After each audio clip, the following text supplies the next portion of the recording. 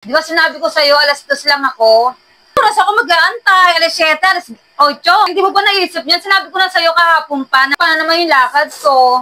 Baka gusto mong gawin pagkaloka ko sa'yo? Hindi ko nga alam kung bakit ako ganito eh. Oras na ba, Ada? Alas 4 na.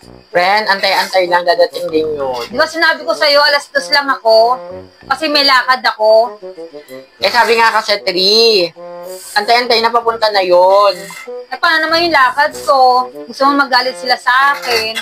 Ay? Anong oras na? Alas 4 na. Uwi na nga Attitude. ako. Ay, eh para ka naman loka niyan. Oo naman, lagi mo naman ako sinasabihan loka. May pangalan naman ako eh. Friend, expression ko lang yung pagtawag sa'yo ng loka. Loka ka ba? Kahit na, huwag mo kang sabihin ng loka. Ay? Dahil may pangalan naman ako. May pinagdadaanan ka ba, friend? Kahit na may pinagdadaanan ako, ayokong sabihin sa'yo. Para ka naman palang loka. Uwi na ako!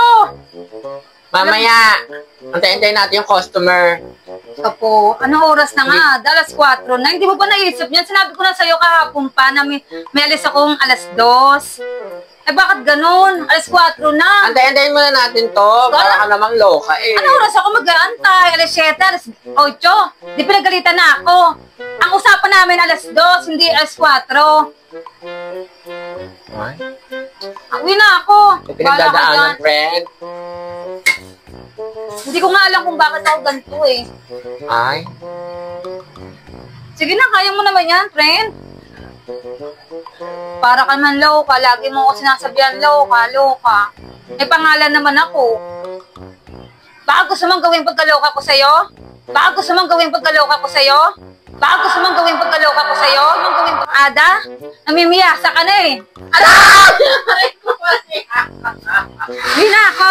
Bala ka dyan.